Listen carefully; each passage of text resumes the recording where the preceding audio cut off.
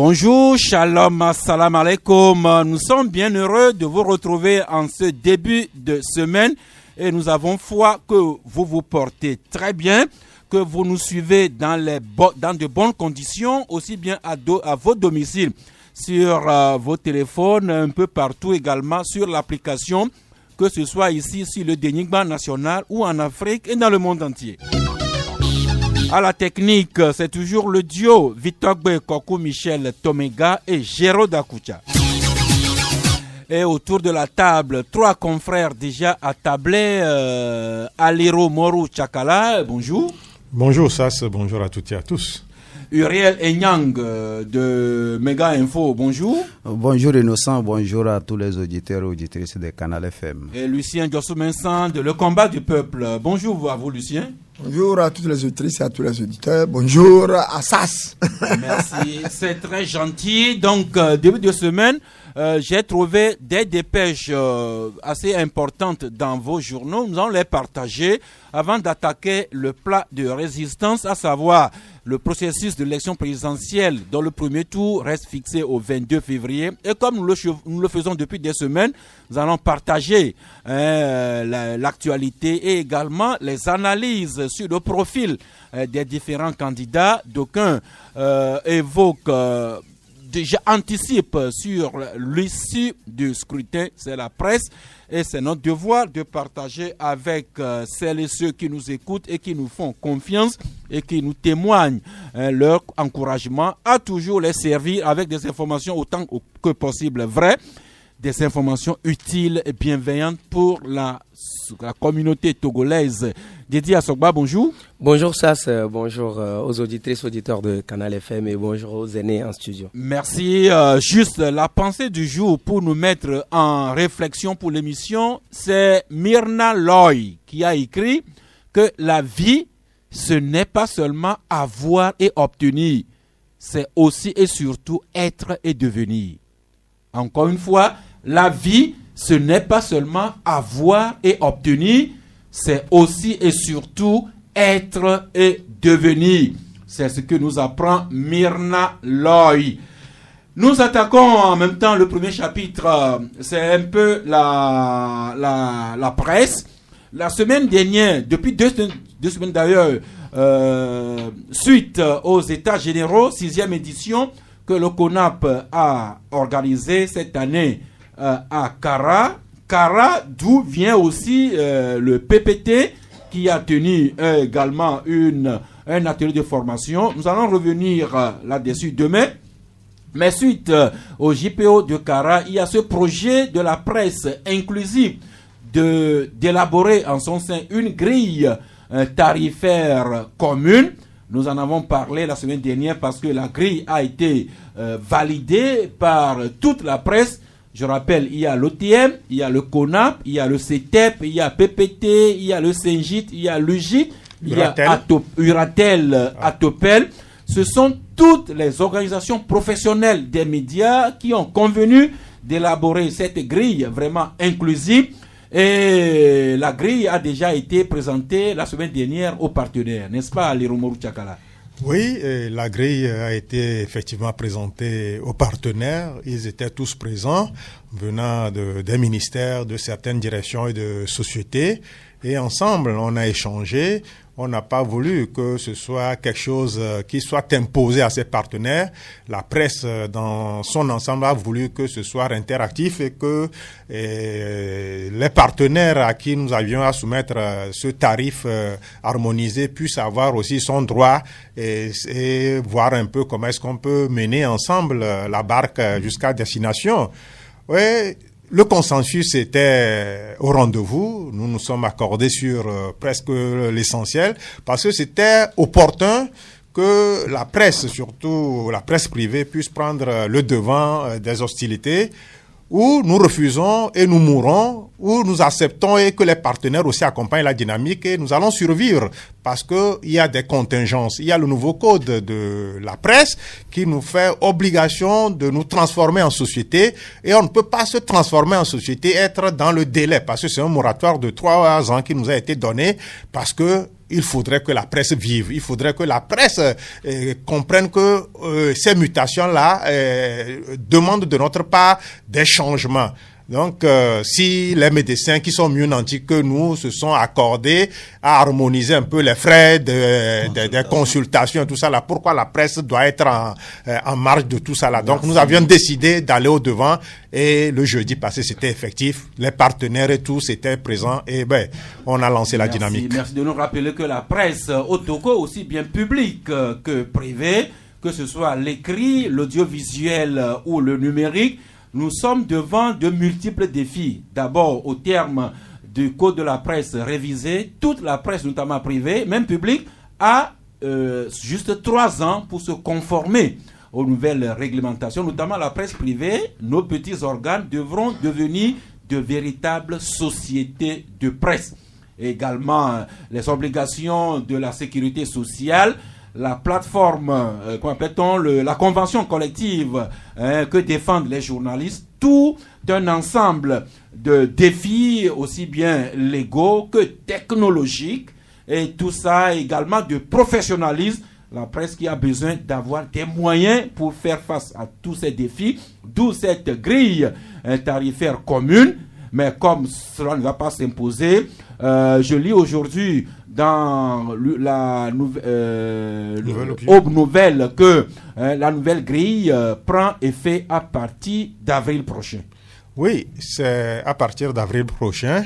Nous nous sommes accordés et on va faire une très large diffusion de cette grille pour que désormais les règles de jeu puissent changer.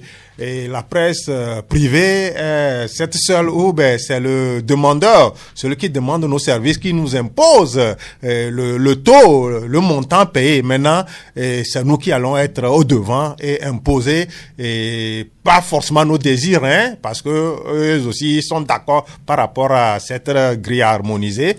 Donc, il faut que nous sortions de l'ornière. Donc, une grille que toute la presse diffuse pour que ce soit le message passe auprès de tous nos partenaires. La mise en œuvre de cette grille commence en avril prochain. Vous savez, oui, Lucien. Tout ce que vous dites, vous répétez là, ce n'est pas ça le fond du problème. Ça peut commencer aujourd'hui. D'abord, il faut commencer par nous-mêmes. Comme on vient de le dire tout tantôt, la presse, tels qu'ils sont dans leur existence actuelle, on exige qu'ils deviennent des sociétés de presse. Quand on dit, par exemple, nous savions que quand tu fais une publicité sur une page entière, ça fait 200 000. Donc, j'ai commencé comme ça. Et puis, petit à petit, je sais que les gens le font à 25 000. Je sais que les gens le font à 50 000. C'est le directeur de publication. Ce n'est pas les autres qui me l'imposent. Ce n'est pas celui qui veut faire la publicité chez moi et qui sent le besoin de le faire qui m'impose. Mais c'est là ce qu'on appelle la concurrence déloyale. Chacun pense qu'il est maître de sa rédaction et il baisse. Maintenant, c'est nous qui demandons que la grille soit unifiée et que ça soit unanime pour tout. Ok. Mais commençons ne même pas à les respecter. Merci. Parce commençons que nous même pas à respecter les règles que nous sommes fixées. Parce que quand nous irons vers les partenaires, si le partenaire veut faire une publicité et on lui dit que c'est 1 million, il est obligé de le payer. Merci de la presse formelle aux réseaux sociaux, les techniques de l'information et de la communication. On peut en faire un mauvais usage, c'est ce que nous remarquons sur les réseaux sociaux au jour le jour. Et à ce niveau-là, justement, le combat du peuple, écrit un article à la page 4, je lis, plainte à la justice, diffamation tous azimuts sur les réseaux sociaux, un cas d'anthologie. Lucien, vous faites état de cela. Une dame qui s'estime diffamée, exposée de façon indigne sur les réseaux sociaux, vient de porter plainte contre les auteurs d'une telle machination. Ça, malheureusement, c'est une douloureuse vérité. C'est vraiment une douloureuse vérité. Moi, j'ai toujours combattu cette façon de faire, d'utiliser les réseaux sociaux. Les réseaux sociaux peuvent servir à beaucoup de choses plus positives. Mais si tu te lèves un bon matin, tu rêves ou bien tu sais que tu as l'imagination fertile, tu inventes quelque chose. Il s'agit, la dame qui est diffamée, c'est la dame qui a ouvert la boutique Vanelli ici. Et celui qui l'a diffamé, M. Yanda Donné, il est en prison. Et je peux vous jurer que c'est une très triste affaire. Le monsieur Yanda Donné est vraiment l'incarnation vivante de la méchanceté humaine. Si vous entendez l'audio, ce qu'on dit d'une femme, on dit tout. Et pourtant, la femme et l'homme se connaissaient pas, ils se connaissaient parce qu'ils fréquentent les mêmes milieux. C'est pourquoi la dame n'a pas eu beaucoup de mal à savoir que c'est lui. Et ils se sont rencontrés dans leur milieu et il a reconnu le fait en demandant pardon. Maintenant, la femme a dit non. Il est allé trop loin. Il a déposé plainte. La plainte depuis qu'on a déposé la plainte, moi je savais. Oui. On a saisi le parquet. Le parquet a fait un soit transmis. C'est venu, on l'a arrêté. Je suivais tout et on l'a déposé le jeudi 30. Merci. C'est après qu'on l'a déposé que nous allons maintenant voir comment la justice va agir pour l'exemple. Merci. Justement, j'évoque l'article là, c'est pour qu'on fasse le distinguo entre la presse, aussi bien écrite, audiovisuelle que numérique, et les réseaux sociaux. Didier, il faut rappeler que la presse est régie par le code de la presse. Mais les réseaux sociaux ne relèvent pas du code de la presse et si quelqu'un tombe sous le coup d'une violation par l'usage inapproprié des réseaux sociaux et s'il y a plainte qui est portée, si plainte est portée contre une telle personne, c'est le code pénal qui devra trancher la... Oui, bien sûr, on doit appliquer le code pénal. Oui, le code pénal, notamment l'article 497 qui avait défrayé la chronique par ici. On sait, généralement, la presse est tenue par des journalistes qui y publient leurs travaux de recherche, de production, que ce soit audiovisuel ou écrit, qui publient dans une presse. Et ça, on appelle une presse. Mais sur les réseaux sociaux sont devenus, Internet est devenu aujourd'hui un support pour monsieur tout le monde, pour les entreprises, pour quiconque, pour les individus, pour les citoyens, qui peuvent devenir également des citoyens journalistes. Et qui, si quelqu'un se cache sur les réseaux sociaux et utilise les réseaux sociaux, l'Internet, pour faire du mal à quelqu'un, soi-disant sous la bannière ou se prévalant de la liberté d'expression et d'autres, je pense que s'il est arrêté et qu'il est traduit devant les tribunaux, il en paierait les frais. Mais si c'est un journaliste qui publie un travail journalistique dans une presse, je pense qu'il y a également notre métier. Ce n'est pas un métier où on ne fait pas d'erreurs et on peut commettre des erreurs, mais il y a un code de la presse et de communication qui régit également le domaine de la presse et donc les travaux des journalistes. Et je pense que c'est mieux de faire... rappeler également pour terminer, oui Lucien, rappeler pour terminer que si on porte plainte contre quelqu'un pour mauvais usage des réseaux sociaux, la personne peut être déposée en prison, condamnée pour la prison. C'est le cas de ce monsieur qui se retrouve... C'est Yanda. Okay. Distinguer la presse des réseaux sociaux, chacun des domaines avec sa législation. Je voudrais relever quelque chose que mon confrère vient de dire tout à l'heure. Ne semons pas la confusion. C'est pas parce qu'il a Internet ou les réseaux sociaux qu'on peut devenir citoyen journaliste. Être journaliste, c'est un métier. Évidemment. Il faut l'apprendre, en maîtriser les règles et les appliquer. Mais on ne peut pas être citoyen journaliste. Quand on dit on donne l'information, on a les réseaux sociaux, qu'on ne dit pas de quoi. Il faut que la personne sache qu'il n'est pas journaliste. Merci. Et pour savoir comment on devient et comment on est journaliste au Togo, il faut encore se référer au code de la presse qui vient d'être modifié. Non, il faut véritablement le dire. Ce n'est pas à se référer, mais il faut qu'on commence par le dire aux gens. Le code dit aujourd'hui que pour être journaliste au Togo, il faut détenir une licence.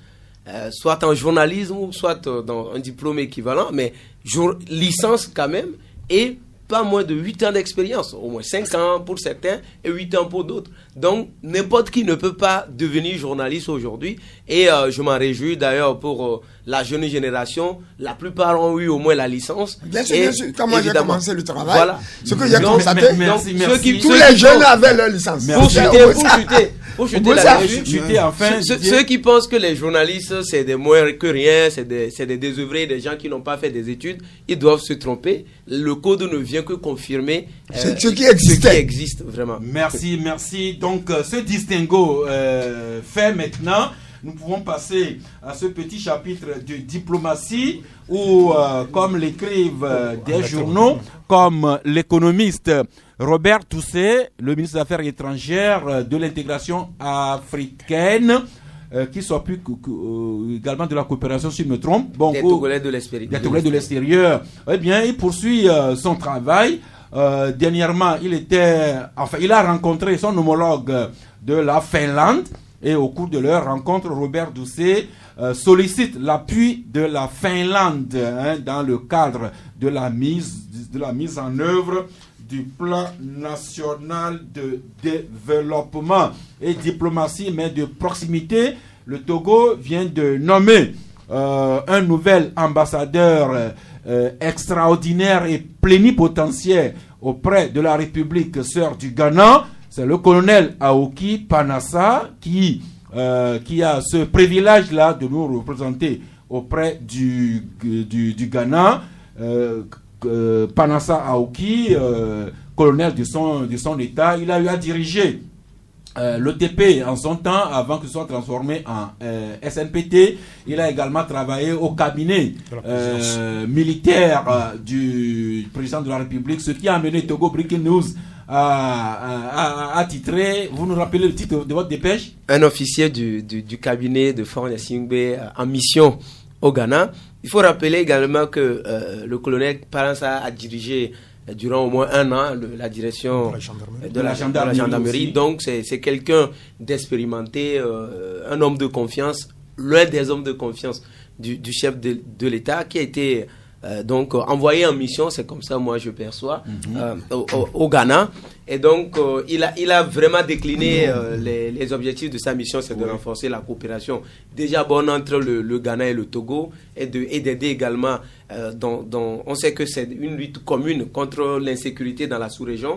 Il a également décliné clairement que quoi de plus normal que ce soit un militaire qui soit envoyé là. Panassa Aoki doit avoir quand même un certain curriculum vitae. Une seconde, Lucien, n'est pas colonel dans l'armée togolaise. Qui veut, c'est lui qui a eu à diriger la gendarmerie nationale, qui a eu à diriger la SNPT, et à qui le chef de l'État a fait confiance dans son cabinet militaire. Eh bien, voilà le nouvel ambassadeur du Togo au Ghana. Il a eu à présenter ses lettres de créance au président ghanéen ces dernières heures. Uriel Enyang, un petit mot?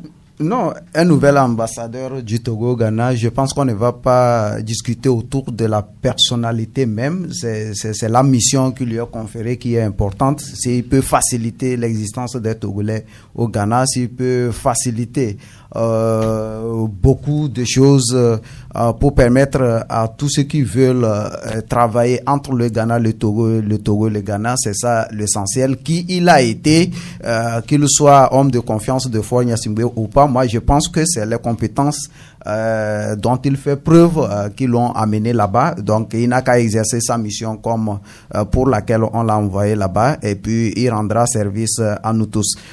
Beaucoup de sujets ont été évoqués avant celui-là. Moi je voudrais dire que nous-mêmes, concernant la presse, nous devons nous autodiscipliner. Un code de la presse a été adopté, voté, une grille tarifaire uniformisée. Si nous-mêmes on ne s'autodiscipline pas pour respecter cela, ça ne pourra pas marcher. La preuve, c'est que le représentant de notre ministre de tutelle a mis l'accent là-dessus. Nous avons proposé une grille tarifaire. Il faut maintenant que tous les directeurs s'appliquent, prennent de la rigueur vis-à-vis alors de ceux-là qu'ils envoient pour les reportages, pour que les gens n'aillent pas faire de n'importe quoi. Sinon, quelqu'un accepterait respecter la grille, et à côté, vous allez voir un directeur de publication qui dirait aux partenaires, bon, il y a un comité de suivi. C'est pourquoi les partenaires ont proposé, au-delà de tout ce que le CONAP et ses collaborateurs ont fait, de mettre en place une police de contrôle pour veiller à cela, afin que nous ne soyons pas comité de suivi, mais pour veiller à ce que nous avons décidé soit appliqué. Je voudrais revenir sur la nomination du colonel Palassa comme ambassadeur au Ghana. J'ai le sentiment que chez nous, dès qu'on parle d'un militaire, ça le titille. Mais le Ghana envoie déjà un général ici comme ambassadeur. En France, la France a envoyé le général Lansade, qui a été même l'amiral Lansade, qui a été même chef-major de l'armée française, comme ambassadeur en Algérie. Et je peux vous dire que si j'ai bonne mémoire, bon, actuellement même l'ambassadeur de Togo à Paris, ça fait plus de 50 militaires. Donc les militaires on peut les envoyer partout ici, parce que quand même nos frères militaires ont quelque chose de plus que nous. Ça, il faut le dire. Nous pouvons ne pas être d'accord tout de suite, mais les faits sont comme ça. Et majoritairement, ils sont plus rigoureux.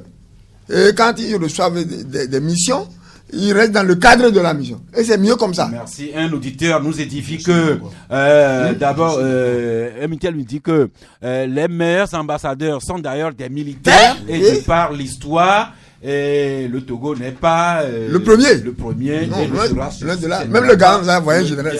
À la matière. Eh bien, ceci étant, nous entamons maintenant le long chapitre du scrutin présidentiel du 22 février. Les dernières nouvelles, nous devrons voter le 22 février prochain avec une encre indélébile. Est-ce que l'encre est de bonne qualité? La CENI a réceptionné le lot d'encre il y a déjà environ 2 semaines. Un échantillon a été prélevé et envoyé au laboratoire de l'université de Lomé. Et le laboratoire vient de rendre copie. Et c'est ce que Mega Info nous écrit, que l'encre mise à la disposition de la CENI se révèle efficace pour le scrutin. J'ai vu dernièrement un reportage de la TVT montrant la CENI écoutant le rapport d'analyse du laboratoire. Donc, suite à cette cérémonie, la CENI a sorti un communiqué pour informer qu'elle a réceptionné l'encre et qu'elle est de bonne qualité. C'est ce que vous rappelez, Uriel Lignan. Évidemment, le laboratoire de chimie des eaux de la faculté des sciences de Lomé, à qui il a été chargé de faire des prélèvements de 12 échantillons pour attester de la qualité de cette encre, est revenu vers la Commission électorale nationale indépendante pour lui exposer les faits. L'encre qui a été mise à leur disposition est qualifiée d'actif, parce que le critère qui permet d'apprécier cette encre, c'est que les principes actifs doivent partir de 5 à 25%. Et il s'est fait que l'encre qu'on a mis à leur disposition révèle des principes actifs de 25%. Ça veut dire que c'est une encre qui est efficace à être utilisée lors de l'élection présidentielle qui s'annonce. Donc le président de la CENI a tenu à féliciter le laboratoire, qui à son tour a remercié aussi la CENI pour la confiance qu'on lui accorde chaque fois en lui remettant, en lui donnant ce service-là, qui le feront à chaque fois qu'on le confie. Donc la CENI qui a informé avoir reçu les résultats de l'analyse du laboratoire. Il faut rappeler que avec la CENI présidée par Tchambakou Ayassor, un communiqué de presse est émis régulièrement à chaque fois que la CENI annonce qu'elle va faire quelque chose ou bien qu'elle vient de faire quelque chose. On a le communiqué de presse régulièrement. Ce qui vous inspire, le combat du peuple a fait ce petit article à la page 2 quand vous parlez de halte à la désinformation.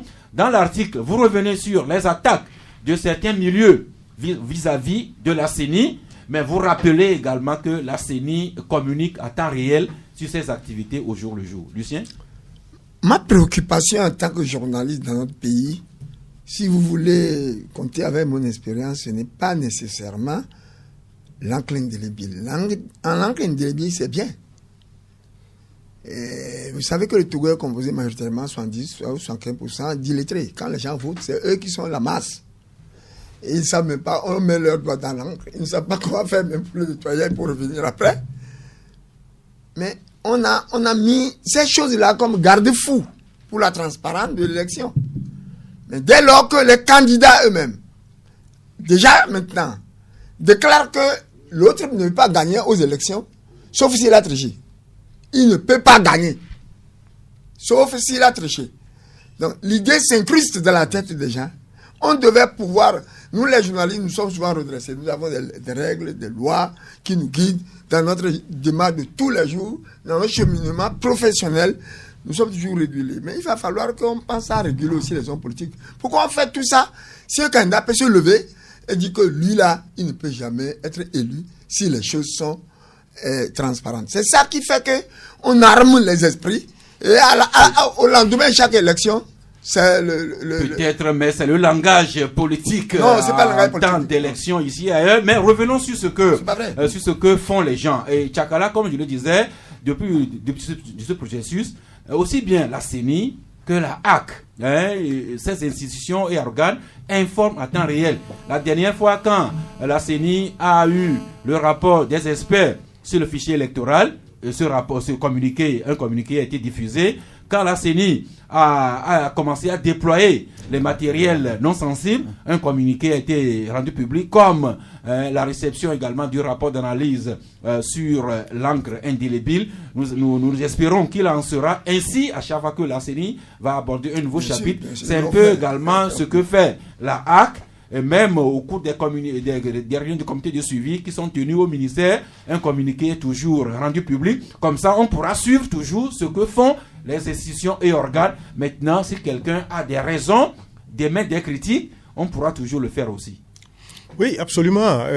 Quand on parle de la transparence d'une élection, ça part déjà en amont. Oui. Parce qu'il faudrait que toutes les conditions soient réunies en amont d'abord avant que le jour du scrutin, on puisse constater de cette transparence dont chacun fait cas au niveau de tous les états-majors de partis politiques, au niveau de certaines institutions. Donc, pour l'instant, la HAC, la CENI, la Cour constitutionnelle, chacune de ces institutions essaie de jouer à fond sa partition avec des communiqués réguliers qu'ils font sortir quand une situation se présente. Donc, c'est ce que nous souhaiterions. Donc, ceux-là qui ne sont pas d'accord peuvent, au regard de ces communiqués-là, peut-être aller chercher encore plus à en savoir par rapport à ce qui se fait au niveau de ces institutions. C'est vrai, la HAC a toujours eu à échanger avec les acteurs politiques, avec les journalistes.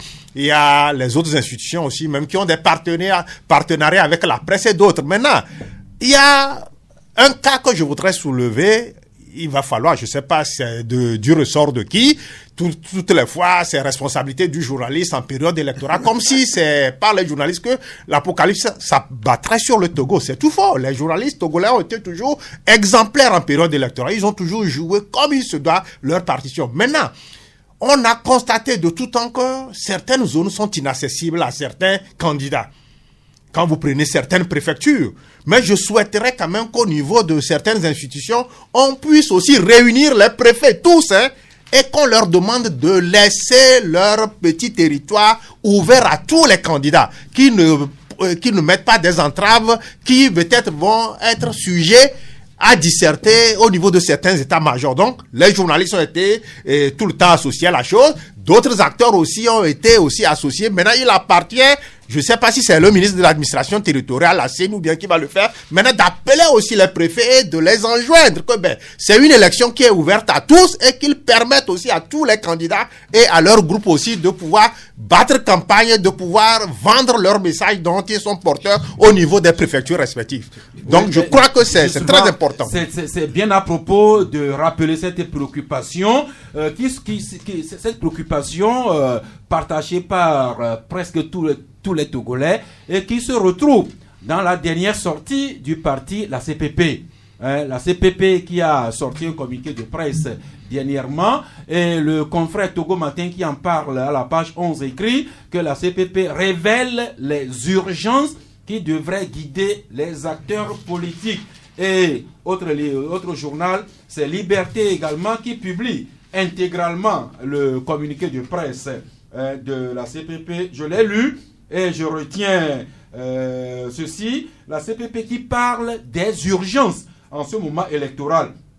Ces urgences qui sont d'ordre de croissance économique, de développement inclusif, d'ordre de sécurité individuelle et collective.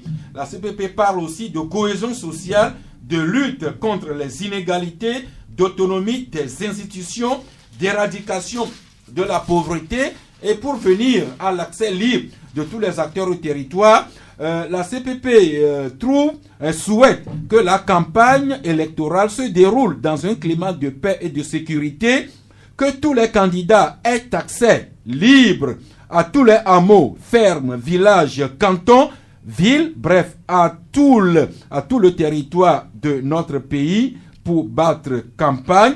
Et la CPP souhaite que cette élection soit réellement transparente, équitable, acceptable, aux résultats acceptables. Et la CPP invite tous les électeurs et toutes les électrices à sortir massivement et à aller voter le 22 février 2020 dans la quiétude. Voilà quelques extraits de la déclaration de la CPP. Uriel, qui s'est patienté? Uriel d'abord. Si actuellement nous avons encore des citoyens au Togo qui empêcheraient certains partis politiques à aller s'exprimer vis-à-vis des électeurs, je pense que c'est injuste et c'est anormal. Nous ne sommes plus à cette ère-là. C'est anormal parce que cela va aussi de l'image, non seulement de l'image du pays, mais de l'intérêt du pays. Parce que les populations, quelle que soit leur situation géographique, ils doivent savoir qu'il y a des gens qui sont porteurs d'idées. Et on doit faciliter le mouvement de ces partis politiques-là pour qu'ils aillent exposer leur projet de société à tout le monde. Ce n'est pas juste, cela ne serait pas juste qu'on autorise à certains et qu'on empêche d'autres d'aller vendre leurs idées. C'est une période très sensible et il faudrait que les gens soient non seulement démocratiques, mais qu'ils soient citoyens, qu'ils soient plus humains pour permettre à tous les partis politiques de passer partout pour exposer leurs projets de société. Merci. La CPP soulève ses préoccupations dans ta déclaration. Nous sommes dans le Togo est indivisible, surtout en cette période d'élection. Il faudra que les préfets, toute personne facilite l'accès à tous les hameaux, à tous les candidats, et que cela se passe de la façon la plus paisible pour tout le monde. Je crois que nous sommes en train de faire de la littérature. Non, c'est pas de la littérature.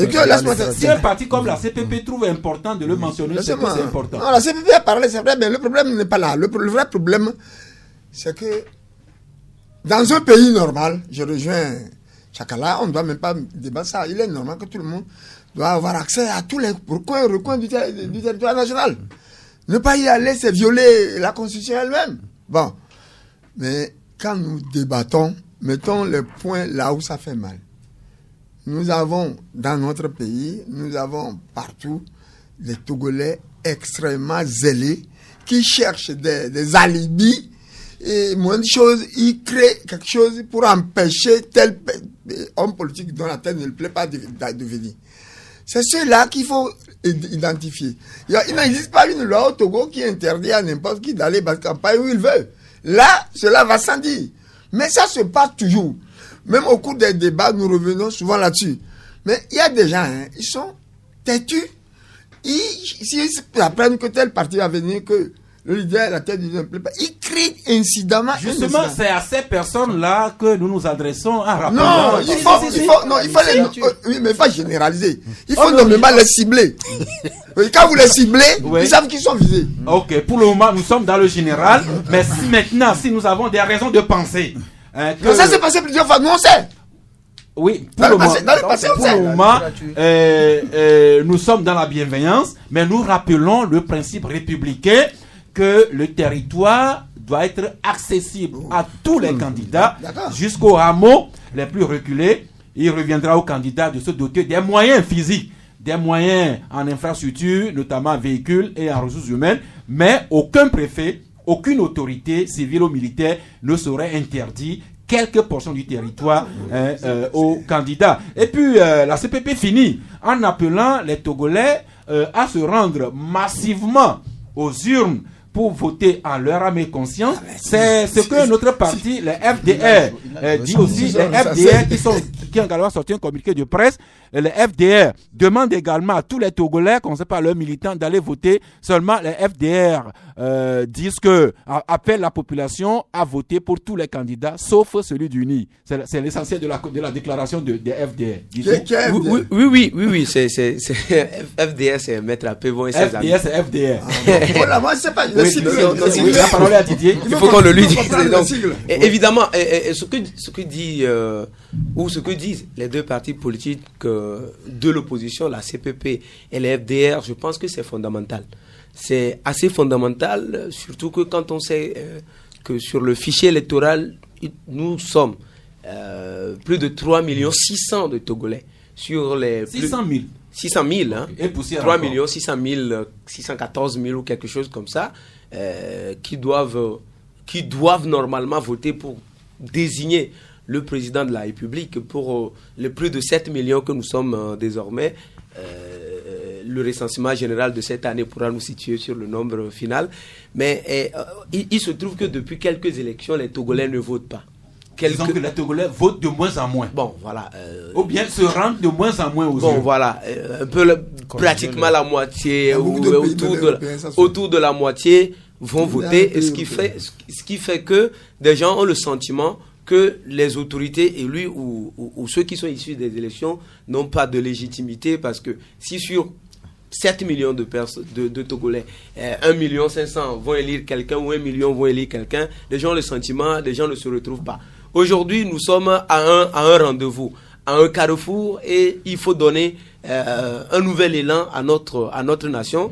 Et pour le faire, il va falloir véritablement qu'on aille aux urnes et que chacun puisse décider de ce que devrait être l'avenir du Togo, d'aller véritablement choisir dans les urnes celui qu'on veut comme président pour le Togo pour les 5 prochaines années à venir. Et l'appel de la CPP est assez fondé. Ça part du constat de ce que, comme vous l'avez dit, les Togolais votent de moins en moins. Et pour les FDR, je pense que c'est dans l'ordre normal des choses. Et quand on sait également que ces dernières semaines, ça n'a pas été facile pour ce parti politique qui a dû essuyer beaucoup de critiques suite à un communiqué assez ambigu publié préalablement.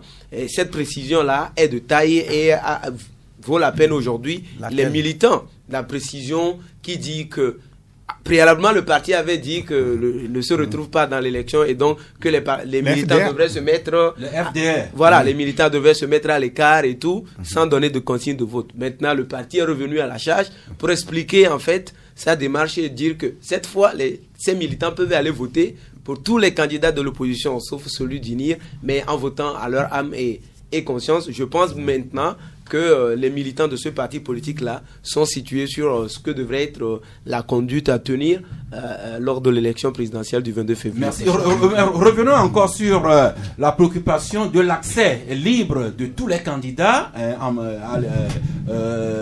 au territoire pour la campagne électorale qui commence le jeudi prochain. Cela est d'importance parce que Liberté, à sa une, écrit encore aujourd'hui, état de terreur au Togo.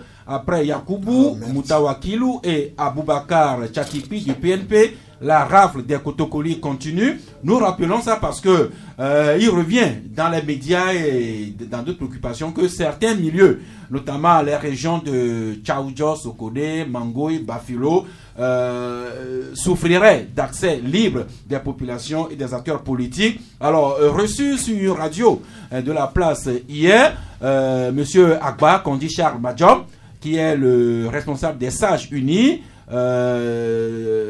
réfutait ces arguments. Monsieur Agba qui disait que Faure Gnassingbé était très bien aimé dans les milieux de Sokoré et de Bafilo et de Mango. Et nous rappelons tout ça, mais tout en veillant à ce que la campagne soit vraiment ouverte pour tous les 7 candidats quand il sonnera jeudi le 6 février. Oui, Tchakala? Oui, je crois que toutes les institutions de la République engagées dans ce processus électoral doivent veiller à ce que le territoire, tous les coins et recoins du pays soient accessibles à tous les 7 candidats retenus. il serait indécent à ce 21e siècle et à l'heure où chacun crie à la transparence et à l'accès équitable au coin que quelques individus que ce soit par zèle puissent mettre des entraves, des embûches pour que certains candidats n'aient pas accès au territoire et pouvoir vendre un peu le produit dont ils sont porteurs. Ça serait vraiment quelque chose qu'il faut essayer d'arranger avant que le sifflet de la course pour la campagne ne soit donné. Maintenant, s'agissant de certaines localités, je crois que le premier responsable des sages du parti a fait ce qu'il a à faire. Il peut pas aujourd'hui dire que Sokodé, Bafilo et Mango ne sont pas des fiefs. Ça, il a des raisons de le dire et je ne vois pas le monsieur Agba dire le contraire de ce qu'il a eu à professer sur les antennes. Maintenant, ceux qui vivent là-bas, moi j'ai des parents qui vivent à Bafilo et à Sokodé et la réalité sur le terrain est tout autre. Tout le temps, il y a des rafles, il y a ci et ça. On nous avance des arguments, on nous sort des trucs qu'on expose que voilà le corps de délit, voilà ici et ici. Je crois que le PNP, aujourd'hui, a eu à lancer une dynamique il y a 3 ans en arrière. Et si aujourd'hui, on continue toujours par traquer les militants, donc je crois que cela participe de cette volonté de décapiter un parti. Parce que moi, je suis, quand même, on nous regarde d'ailleurs, je suis peiné qu'on expose des pelles, des coupe-coupe. Que c'est avec ça qu'on va faire une révolution. Ne nous amusons pas. Parce que on voit ce qui se fait ailleurs. C'est comme si on est en train d'appeler que le soufre tombe sur le Togo. C'est comme on est en train de s'agiter pour que ce que nous redoutions arrive dans notre pays. Je peux pas admettre que des pelles, des pioches soient exposées comme des armes redoutables pour créer une insurrection. Au-delà de cela, allez-y aujourd'hui à Bafilo, allez un peu à chose. Il n'y a pas de semaine où nos parents ne nous reviennent pas que on a dû fuir, quitter nos habitations pour nous réfugier dans des villages peuls et tout ça. Qu'est-ce qui se passe? Depuis là, personne ne nous dit rien. On fait cas de terreur résistant dans certaines localités, mais on ne nous dit rien. Qu'est-ce qui sous-tend cet état de fait à moins de 4 jours de l'ouverture de la campagne? Ça ne devrait pas être ainsi. Vivement que ces zones-là, on puisse moins démilitariser pour que, c'est vrai, on a besoin de la sécurité, mais quand les populations subissent l'effet de toutes les dispositions qui sont mises pour créer ce dispositif sécuritaire-là, je crois qu'il y a lieu de réfléchir et d'assouplir un peu les mesures. Merci. Mais quand nous parlons de l'accès libre des candidats et de leurs militants à tous les territoires, également, il faut que tout cela se passe dans la paix. Et ce message s'adresse aussi bien aux autorités qu'à toute la population. Il ne faudra pas non plus que des individus s'arrogent le droit de vouloir s'opposer à la campagne quand elle sera officiellement ouverte. Ça aussi, c'est important à rappeler. Je crois que nous sommes en train de faire un débat un peu cafouillé. Il y a le problème de l'accès des candidats à tous les coins et recoins du territoire. Ça, c'est indiscutable. Pas aussi, si quelqu'un veut faire entrave ou empêcher politiquement les gens d'aller faire campagne, ça, c'est un problème réel. Nous avons parlé aussi de ceux qui peuvent être des zélés. Ensuite, il y a un autre problème. Il y a le problème de la défection. C'est-à-dire lorsque des citoyens votent et qui sont fatigués. On a vu ça en France, on a vu ça partout, même dans les vieilles démocraties. Et c'est ça qui fait parfois que souvent, ça crée un Big Bang. Dans les pays sud-américains, on a même pris des lois pour rendre le vote obligatoire. C'est un travail citoyen. Si tu es il y a des pays comme ça. Si tu es citoyen, tu dois voter. Je crois en Belgique, le vote est obligatoire. Voilà. Il va falloir qu'on y pense ici aussi. Parce que, déjà, si tu sais que tu es citoyen, tu dois voter, tu es obligé d'aller te recenser. Aucun parti ne peut pas te dire de ne pas aller te recenser. Et tu ne peux pas rester maintenant pour ne pas pouvoir t'exprimer. Voter, c'est un devoir citoyen. Il faut que ça soit rendu obligatoire pour tout le monde. Merci. Mais pour le moment, les Togolais ont le droit de vote, mais le vote n'est pas encore obligatoire. Non, c'est ce que je souhaite. Ne me commande pas ce que je dis. C'est ce que je souhaite. Je rappelle juste ce qui est pour le moment. Bon, maintenant, non, je le sais. Je le sais, c'est pourquoi je le dis. Je sais que ce n'est pas obligatoire maintenant. C'est pour ça que je dis que si la défection se poursuit, il faut réfléchir à ce côté. Maintenant, nous revenons au problème de la terreur dans certaines préfectures. Des préfectures ciblées. C'est un fait réel. C'est un fait réel parce que, vous savez, diriger un État a ses règles. Vous savez qu'au nom de la sécurité, on se permet tout. On a fait des élections la dernière fois au Mali. Toute une partie du pays, on ne peut pas y avoir ça parce qu'il y a l'insécurité. Ce qu'il voudrait dire, c'est que le PNP est en train de semer des germes. C'est un parti qui s'est mis hors la loi. Le PNP dit, nous ne votons pas, mais nous allons empêcher ceci, sans dire les moyens. Moi, le journaliste, ce que le journaliste doit faire, c'est de s'informer. Notre travail, c'est de s'informer. Le PNP a une position claire. Ils ne participent pas au vote parce qu'ils sont sûrs que s'ils participent au vote, ça ne donnerait rien. Mais ils ont toujours en même temps affirmé qu'ils vont empêcher l'élection. Or, l'élection, c'est constitutionnel, c'est prévu. Donc là, il y a un peu de difficulté pour nous, les journalistes, de nous en sortir. Moi, je suis d'accord qu'on vote à VV comme pas voter à Sokodé. Ça n'a pas de sens. Merci. Les prises d'opposition du PNP sont bien connues. Le PNP qui ne croit pas à ces élections, mais le PNP qui dit vouloir toujours s'opposer au 4e mandat de Faure Gnassingbé. Seulement, j'ai pas connaissance des moyens dont le PNP veut disposer pour s'opposer à cela. Bon, les raisons sécuritaires ne sont pas dans le secret des dieux.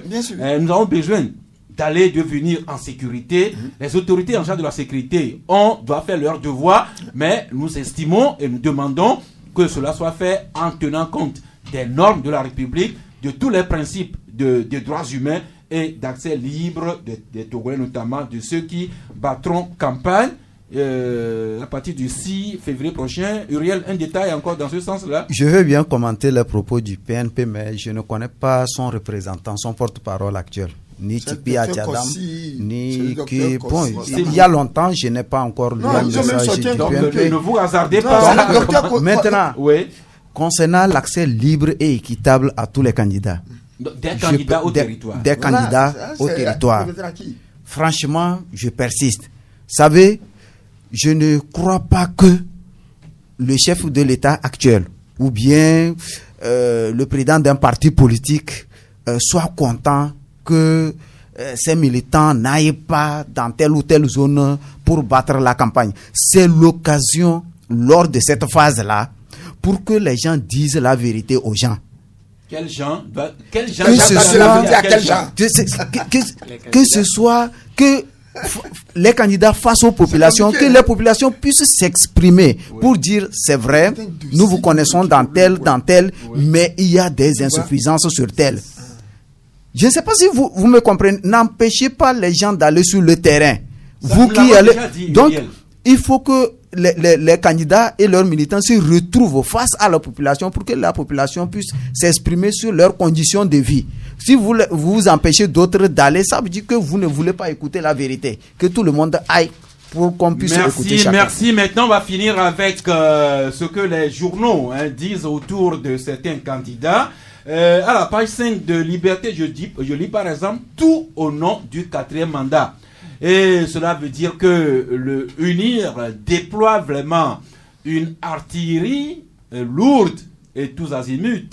Les cadres, les militants d'UNIR, chacun est envoyé en mission dans son milieu. Nous parlions tantôt du professeur Agba qui était sur une radio hier, c'est pour dire que UNIR est présent sur les médias, UNIR est également sur les terrains. Ici, toute occasion est bonne pour vanter la politique. Le week-end, c'était la présidente de l'Assemblée, Mme Tchegan, qui était dans son Kwele pour réceptionner le marché de Kwele Areta. Et l'occasion était belle pour Mme Tchegan d'inviter la population à se souvenir de celui qui leur a offert ce marché.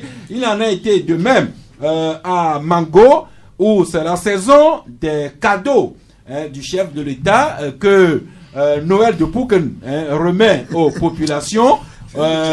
Togo Matin écrit à sa une Noël de Pouken œuvre pour un plébiscite du candidat d'unir dans l'OTI.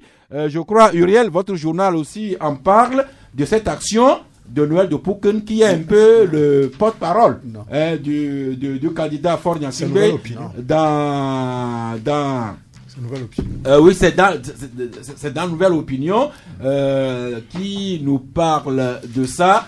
Donc, Tchakala ou bien Uriel sur les actions que UNI déploie dans les préfectures, à commencer par l'OTI avec Noël de Pouken comme porte-parole du candidat fort. Uriel Egnan? Non, c'est la saison de la très grande gentillesse du parti au pouvoir et de son président, Faure Gnassingbé. Nous aurions voulu que pendant les 5 ans, cette largesse, cette gentillesse-là puisse s'étendre sur tous les jours que le bon Dieu fait, pour que les Togolais et les Togolaises puissent quand même goûter aux délices de tout ce que nous avions. On nous a toujours vanté, mais on se rend compte que ça ne dure pas le temps d'un éclair. Ça commence à un moment donné que nous tous nous savons, et c'est la saison, et ça finit aussitôt. Après ce qu'on recherche là, quand on l'obtient, c'est fini. Il faut attendre encore une autre saison pour que la bienveillance et la gentillesse puissent encore se manifester. Vous savez, le Togo, il y a des besoins. Tout le temps, on vous a vanté la croissance économique du pays. Mais franchement, cette croissance-là n'est pas partagée. Elle n'est pas partagée. Il faudrait que nous fassions un effort. Les Togolais ont accepté, depuis 2005, d'accompagner une dynamique de reconstruction du pays. Maintenant que le pays est en train de reprendre, il va falloir que le panier de la ménagère s'en ressente. Il va falloir quand même que tous les Togolais, qu'ils soient de tel bord ou de tel autre, goûtent aux délices de tous les efforts communs que nous tous nous avions fait depuis là. Mais on se rend compte que oui, la croissance est de tel chiffre, la croissance, mais cela ne se sent pas, cela ne se vit pas. C'est le défi que peut-être Faure a relevé s'il venait à rempiler, et c'est le défi que les autres aussi. C'est-à-dire que faire goûter ce bonheur-là à tous les fils et filles de ce pays. Oui, donc c'est un engagement. Sur cette rengaine, on reproche presque toujours aux politiques de ne faire les yeux doux aux populations qu'au moment des campagnes. Ça, c'est un problème aussi vieux que la politique, s'il vous plaît. Un problème aussi vieux. Mais revenons un peu quand même. C'est pas pour défendre Noël de Pouken, mais il faut quand même rappeler que depuis des années, ce monsieur sait se transporter auprès des siens pour des dons, aussi bien pour les questions de santé que d'école et autres aussi. Uriel. D'une façon générale, plus générale, on n'a jamais vu Donald Trump participer à une marche contre l'interruption des grossesses. C'est tout dernièrement, Donald Trump s'est mis dans les rangs pour assister à cette marche qui lutte contre l'interruption des grossesses. C'est parce qu'on n'est pas loin des élections. Ça fait partie de la stratégie de tout politicien, particulièrement à l'honorable Noël de Pouken. Je n'y étais pas, mais j'ai lu presque la majorité des articles relatifs au don qui vient d'offrir l'ambulance médicalisée. Moi, je l'ai salué.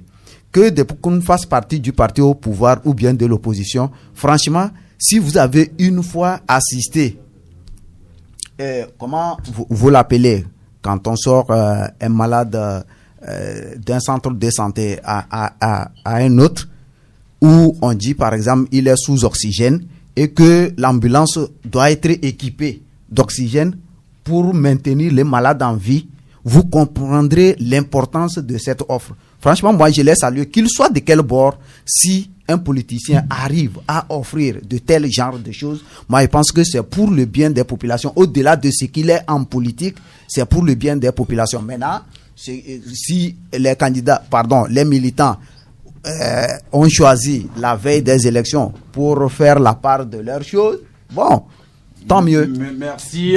La population de l'OTI remercierait Noël de Pouken et le candidat fort, mais on rappellera aussi bien à Noël de Pouken, surtout au candidat fort, qu'il n'y a pas que le milieu de l'OTI qui ont besoin de telles ambulances médicalisées. Tout le territoire en a besoin, et cela rejoint encore les urgences que la CPP fait ressortir dans sa déclaration. Quand ce parti parle d'urgence en termes de croissance économique, de développement inclusif, de sécurité individuelle et collective, de cohésion sociale, de lutte contre les inégalités, d'autonomie des institutions et d'éradication de la pauvreté. Didier, on demandera seulement que ce qui se fait avec Noël de Pouken dans l'outil se multiplie un peu partout dans le Togo. Évidemment, c'est là que je voudrais en venir, c'est que si nous mettons à côté la politique et si nous mettons également à côté la période de la pré-campagne, ce que fait Noël de Pouken dans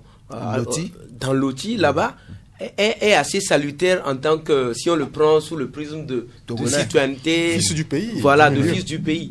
J'ai suivi un peu comment ils donnent les bourses aux élèves, comment ils paient les écolages aux élèves et comment ils distribuent également des cahiers. Ça, c'était pas en période d'élection.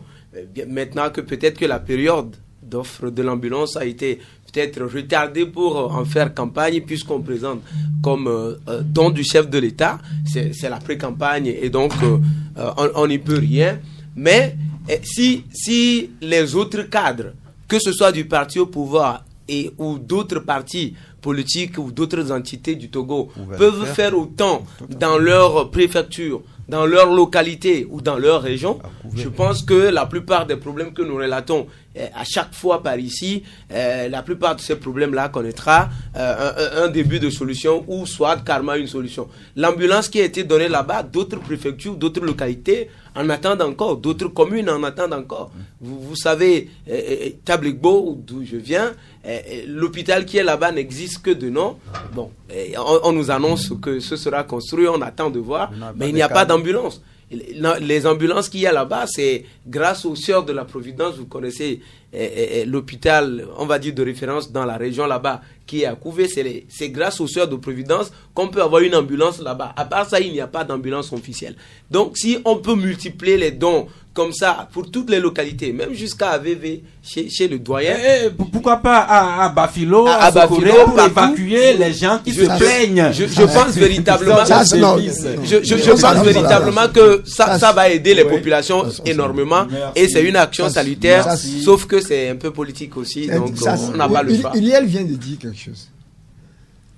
Les périodes électorales, que ce soit en Afrique, au Togo, partout dans le monde, c'est l'occasion pour les hommes politiques de se vendre, de faire ce qu'ils ne faisaient pas habituellement. Maintenant, le problème de la croissance dans notre pays, qui ne touche pas le panier de la ménagère, est une réalité. Une réalité, mais n'oubliez jamais que notre pays revient de très loin et que la même chose se passe dans beaucoup de pays où même le taux est supérieur. Pensez à la Côte d'Ivoire. La Côte d'Ivoire, ça fait 12, puis c'est revenu à 8%. Taux de croissance comme ça. Mais tous les jours, on le dit que ça ne rentre pas dans le panier de la ménagère. Nos dirigeants écoutent.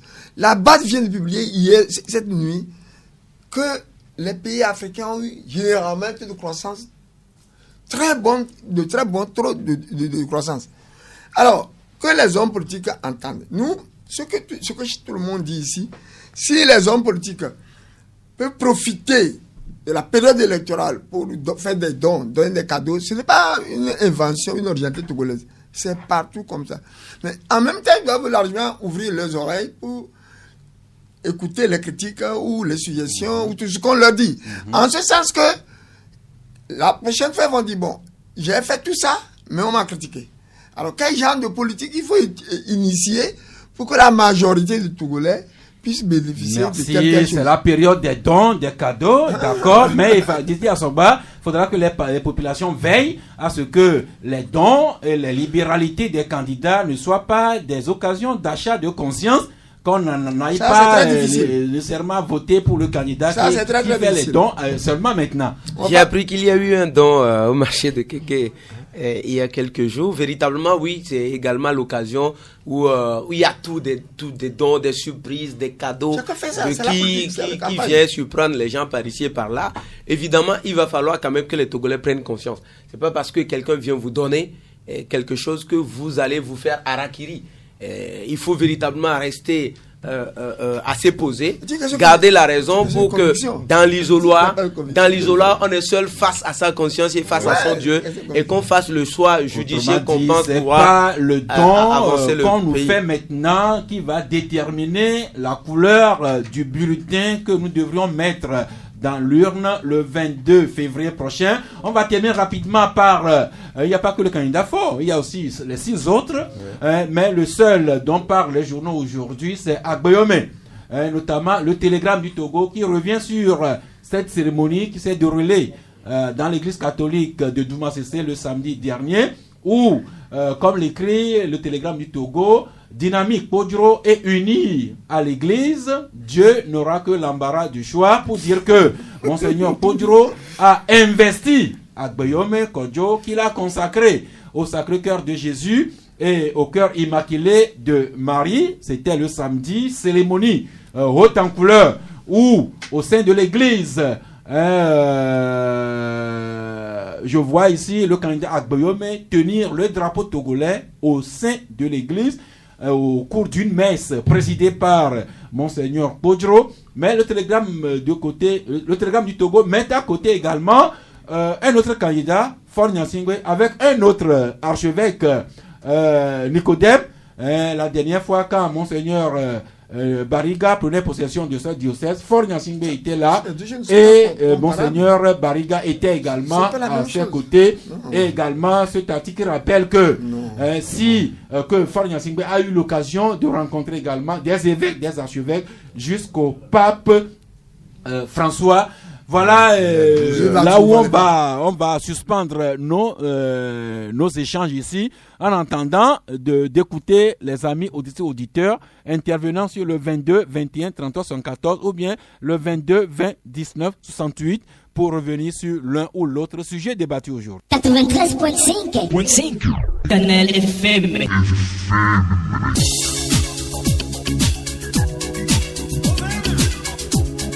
C'est parti pour le club de la presse inclusif avec l'ami Kofi en ligne. Bonjour Kofi.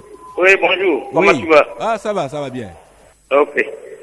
Je suis revenu de mon voyage. J'ai appris que mon ami, M. Jossou Vincent, a perdu sa mère. Et ça n'a pas fait une semaine, il a fêté son anniversaire. Donc vraiment, chez nous, on dit que c'est un enfant qui enterre ses parents. Les parents n'enterrent pas. Le père ou la mère n'enterre pas son enfant. Ouais. Donc je le remercie pour du courage. Merci pour ce clin d'œil amical. Maintenant, sur l'émission de ce jour. Je salue M. Michel Tchadja Dimas. Revenez s'il vous plaît, l'ami Kofi. C'est pour juste saluer M. Jossou Vincent. Merci beaucoup. Maintenant, sur le sujet débattu aujourd'hui, l'ami Kofi. Merci. Ok, l'ami Kofi revient de voyage et vous présente ses condoléances pour les décès de votre maman. En même temps, il félicite pour votre anniversaire il y a quelques jours. Non, écoutez, je voudrais dire à monsieur, moi je n'aime pas la personnalisation des débats sur les radios. Ma maman a 97 ans, elle avait l'âge de mourir. Elle est décédée et Dieu m'a laissé la vie de l'enterrer.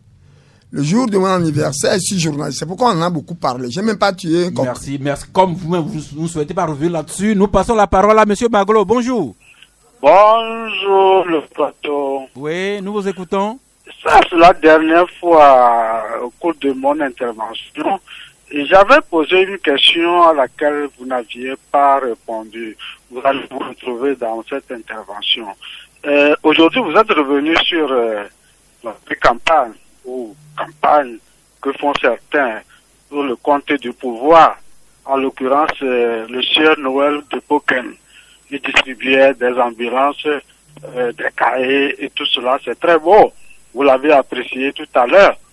Mais si tout cela se fait, je crois que le pouvoir même ne croit pas l'efficacité de cette forme de campagne. Le pouvoir n'est pas sûr que ça peut les faire gagner. Autrement dit, pourquoi tout cet arsenal de répression, de fraude, c'est-à-dire je fais allusion à la Cour constitutionnelle qui est prête pour nous décréter n'importe quoi. Je fais allusion à la CENI.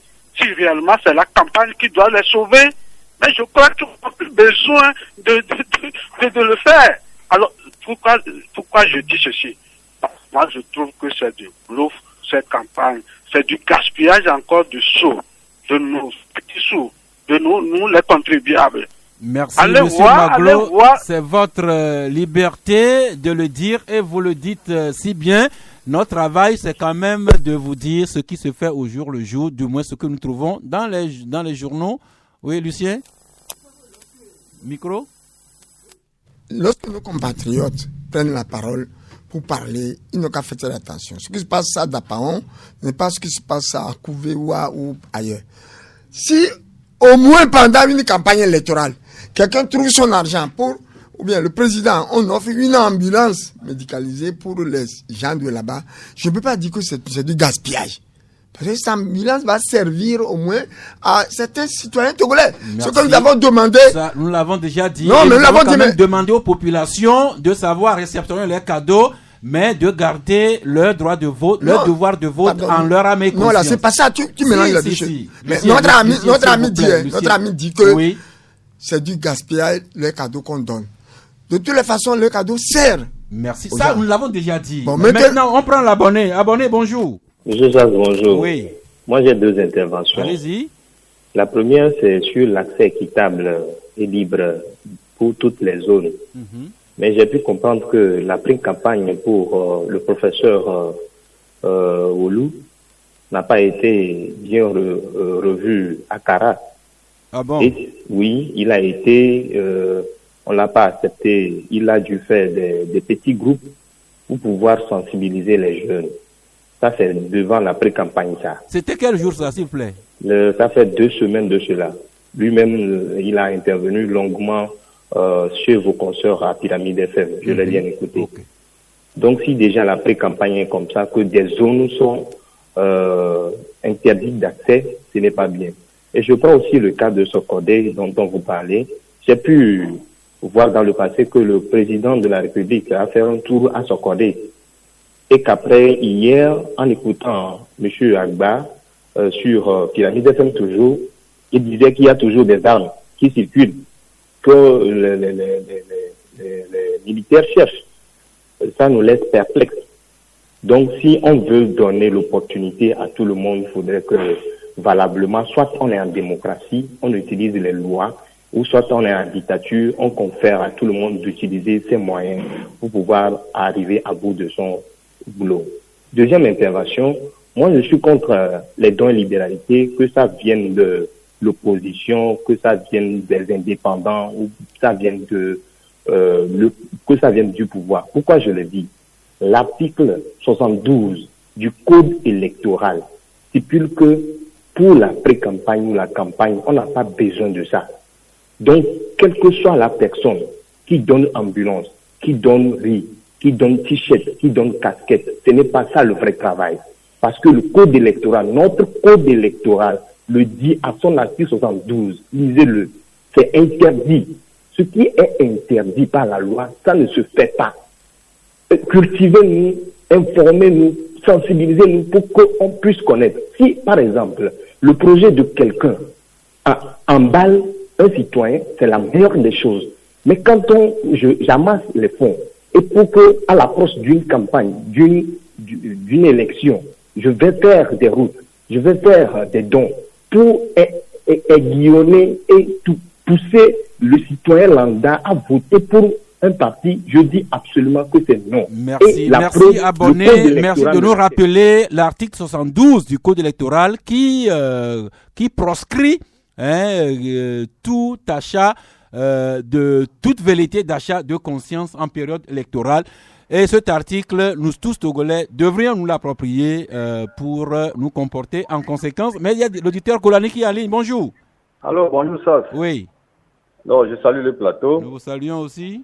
Oui, notre grand frère, le doyen, a dit quelque chose qui est très important en disant que les candidats disent que l'opposition, si Ford venait à gagner, c'est qu'il a triché. Oui, et il demandait s'il ne fallait pas faire des codes comme au niveau de la presse, des codes pour les leaders de partis politiques pour contrôler leur langage. Pourquoi on le dit? Nous, on est politiciens. Si nos pouvoirs en place veulent une élection transparente, pourquoi il peut refuser l'observation des chrétiens, des catholiques là? S'il veut une transparence, il faut que la CENI soit dépolitisée. S'il veut une transparence, il faut que la Cour constitutionnelle soit réellement constituée. Aujourd'hui, ils ont la force, ils sont au pouvoir.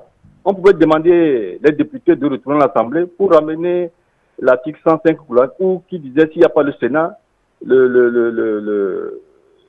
les parlementaires puissent nommer à la place du Sénat. Mais l'ami Koulani, ce que vous dites là, vous parlez de la CENI, de la Cour constitutionnelle, mais malgré ça, vous vous inscrivez dans le jeu électoral. Ça veut dire que les règles s'imposent à vous. Et pour le contentieux électoral, la Cour constitutionnelle a encore tenu un séminaire, en fait 2 séminaires ces derniers jours, pour informer sur les modalités d'introduction d'un recours éventuellement. Oui, non, ce que vous dites est clair, non, c'est des tests, c'est des institutions, nous allons les respecter. Oui. Maintenant, la force appartient à qui? Au peuple. C'est le peuple qui va les sanctionner dans les urnes, c'est le peuple qui serait là au dépouillement, il verra ce qu'il va sortir, et c'est le peuple qui... Merci l'ami Koulani, je crois que nous disons la même chose, hein. Nous tous Togolais irons voter le 22 février prochain. Nous demandons à la CENI que le scrutin soit transparent et crédible. Si quelqu'un a des raisons d'introduire un recours, la Cour constitutionnelle a formé et informé sur les modalités. Merci beaucoup l'ami Koulani. En attendant un prochain auditeur Ouechakala, vous vouliez faire une précision? Oui, je crois que nous ne devons pas avancer des arguments tirés sur les cheveux parce que j'ai été un peu choqué d'entendre quelqu'un dire que les armes circulent encore. Ces armes circulaient, mais il y a eu de grands spectacles à Sokodé. Il y a eu des spectacles et de nuit encore, c'est pas de jour. Donc je crois que c'est pas des arguments avancés. Nous sommes en période de campagne, cette psycho de peur qu'il faut avancer liée à la circulation de certaines armes là. Je crois qu'il faut s'abstenir de ça. Oui, c'est bien d'être large, de faire des cadeaux, de faire des dons, mais je pense pas que des populations doivent prendre ça pour anesthésier leur conscience. Ils sont libres. Quand quelqu'un vous donne, vous prenez, mais vous êtes libre. Donc ces cadeaux, ces largesses qu'on donne par ici, par là, don de tel, don de tout ça là, ça ne doit pas anesthésier la conscience de nous, population que nous sommes. Nous l'avons déjà rappelé pour nous tous. L'ami Stéphane en ligne, bonjour. Oui, bonjour, monsieur Sass. Oui. Bonjour le plateau. Oui. Ouais, moi, je voudrais seulement livrer une impression là par rapport à un problème du transport routier. Il paraît que. Nous en avons parlé aujourd'hui, s'il vous plaît. Restons dans le. Oui, moi, je voudrais seulement livrer une impression. Ça, s'il te plaît. Est-ce que nous avons parlé de ça aujourd'hui? Oui, moi, je suis dans le social. On ne va pas tout le temps nous donner à la politique là. L'ami Stéphane, s'il vous plaît, les règles du jeu sont ainsi. Vous intervenez sur les sujets que nous avons débattus aujourd'hui.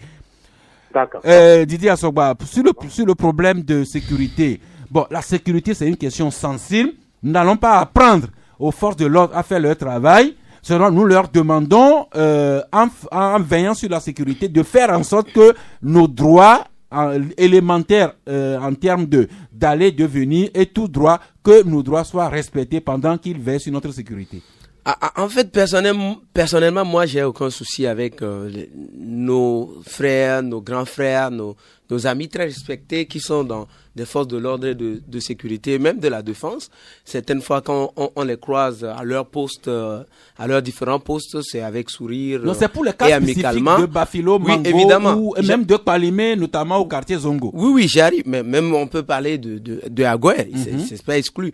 Mais j'arrive là et nous sommes dans une période un peu sensible où tout peut basculer à tout moment. On souhaite jamais que quelque chose arrive au Togo et ça dépendra du comportement de chacun de nous, qu'on soit citoyen simple ou qu'on soit force de l'ordre. En ce moment, ça dépendra du comportement qu'on aura à afficher sur le terrain. Et donc, dans ce sens-là, on ne peut pas chercher à assurer la sécurité et en créant d'autres problèmes. Et c'est pour ça que si nos frères et les autorités également doivent savoir donner consigne en ce moment-là, la campagne va s'ouvrir à partir du jeudi et il va falloir véritablement qu'on laisse qu'on distingue la politique des exigences sécuritaires. Merci. Et que sur le terrain, les forces de l'ordre et de sécurité s'occupent de ce qui les regarde. Il y a des forces pour les élections, qu'on laisse cette force-là, la force élection. Voilà, évidemment, s'occuper de tout ce qui concerne la campagne électorale et que de l'autre côté, les militaires et les autres s'occupent de défendre le territoire togolais. Ça mettra le distinguo dans les la choses. sécurité du processus électoral relève de la FOSEP qui est composée de gendarmes et de policiers, les militaires devraient se mettre en retrait pour ce processus électoral, sauf cas d'urgence. Mais il y a un auditeur qui s'impatiente en ligne déjà. Bonjour. Oui, allô, bonjour. Oui, c'est monsieur Yao Dagoué. Yao Dagoué, oui, nous vous écoutons. Oui, monsieur Sass. Oui. Déjà, pour une première observation, je voudrais dire que, si les gens estiment que la Cour constitutionnelle, elle n'est pas bien constituée, que la procédure est un peu viciée, et que malgré qu'ils dénoncent cela, ils participent quand même aux élections, je pense que c'est pour éviter peut-être de passer à d'autres moyens que nous tous, nous interdisons. Donc on ne peut pas leur reprocher en même temps que de dénoncer que les choses ne sont pas bien faites et qu'eux-mêmes ils soient encore au cœur du processus.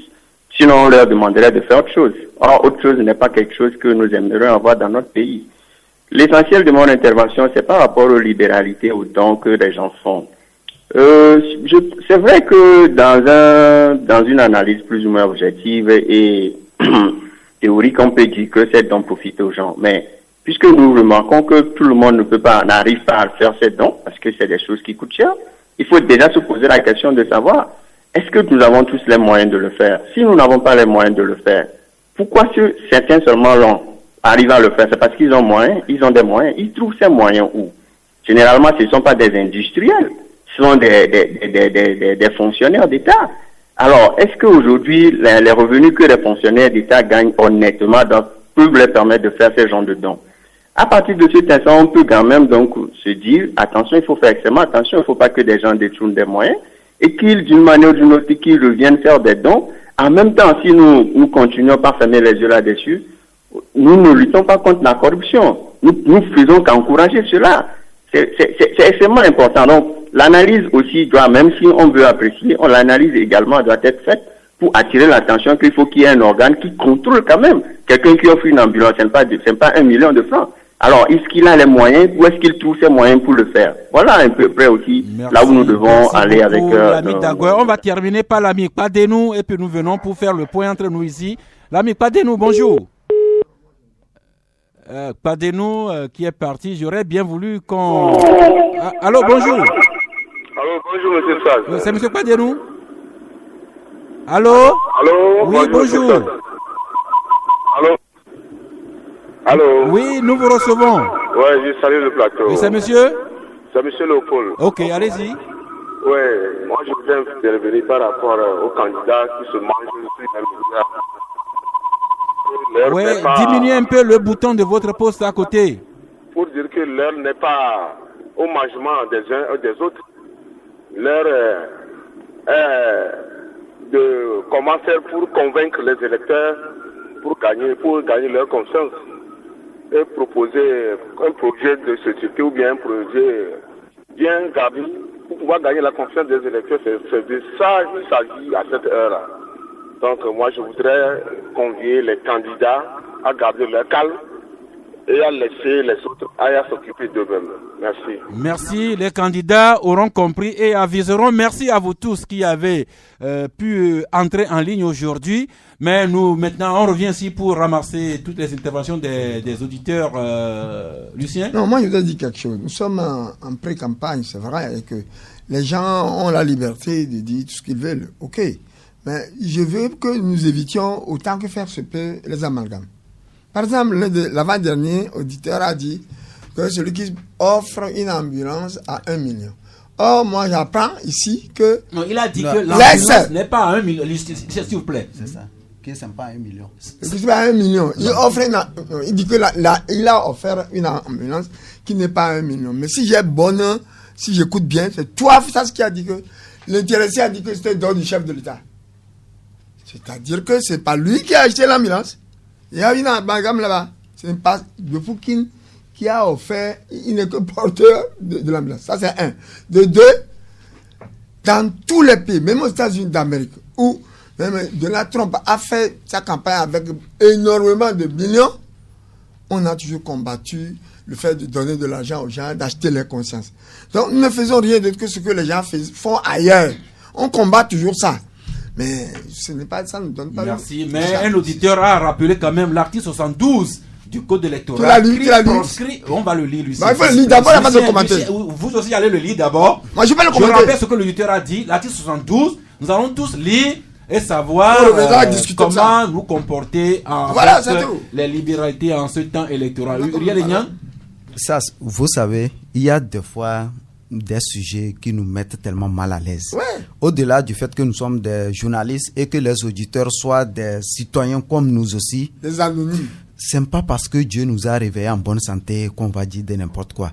Vous savez, en matière de santé, moi, je vais insister là-dessus.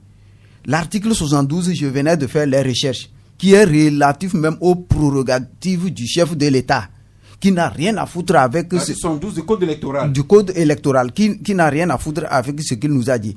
On va le lire la prochaine fois si vous voulez. Mais pour insister, dire que les gens ne vont pas nous dire que les dons offerts par certaines personnes, certains Togolais, on ne sait pas où ils trouvent de l'argent. Au-delà du fait que vous soyez... Attendez,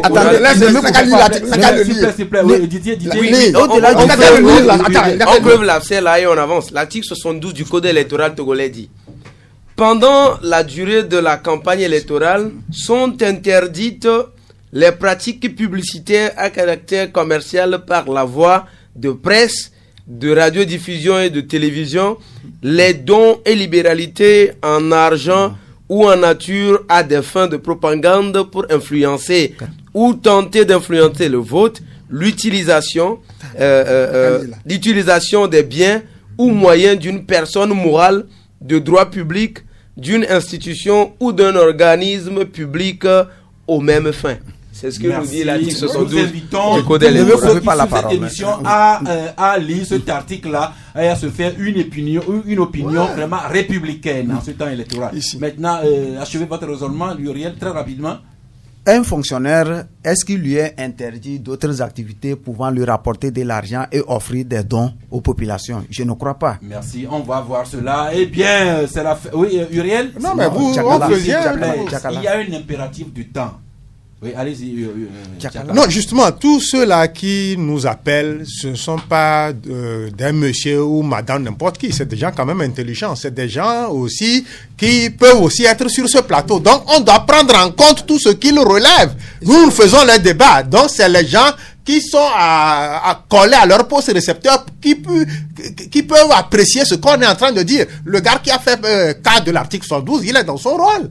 Parce qu'il y a des choses, si la Cour des comptes faisait très bien son job, je crois que la Cour des comptes fait très bien, ou bien la Cour constitutionnelle, là, il y a une restriction qui est donnée. Donc, quelqu'un qui vient, qui donne. Hier au Super Bowl, il y a seulement 2 candidats qui ont passé leur publicité à 5,4 à 10 millions chacun, 10 millions de dollars chacun pour des spots d'une minute. Mais parce que c'est des gens là qui sont reconnus milliardaires. Mais si un candidat lambda qui ne peut pas donner ça va faire la publicité, ça doit être sujet à caution. Donc, c'est pas parce que ailleurs ça se fait comme ça que aussi ici chez nous, on doit se donner des libertés. Donc, franchement, respectons ceux qui nous appellent et ils sont à bulleter, à mieux cerner ce que nous avançons et à nous orienter. Merci. Nous ne sommes pas nos patrons, pas nous orienter. Nous sommes des journalistes. Nous parlons. Ceux qui appellent ne nous commandent pas. Nous parlons aux gens, mais souffrons également d'écouter ce que les gens nous disent. Mais c'est à la fin de l'émission. Didier Assoba, votre carton de fin d'émission? Non, naturellement, moi j'ai pas de carton. Je souhaite que l'Éternel bénisse le Togo. Amen. Uriel Enyan? Je n'ai pas de carton aujourd'hui. Merci. Tchakala Alirou, Morou? Que la volonté de Dieu se fasse sur le Togo. Restons laïcs. Non, Dieu il est là.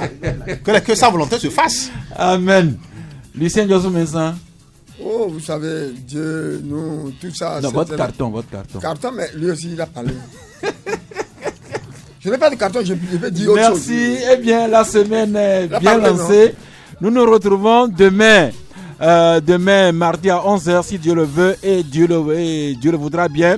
Et comme nous entrons justement en campagne électorale, c'est vous rappeler la disponibilité de Canal FM du Club La Presse à recevoir tous les candidats ou leurs représentants au cours de la campagne pour nous décliner leur projet de société, leur programme et vous permettre à vous, auditeurs, de vous faire une bonne opinion républicaine.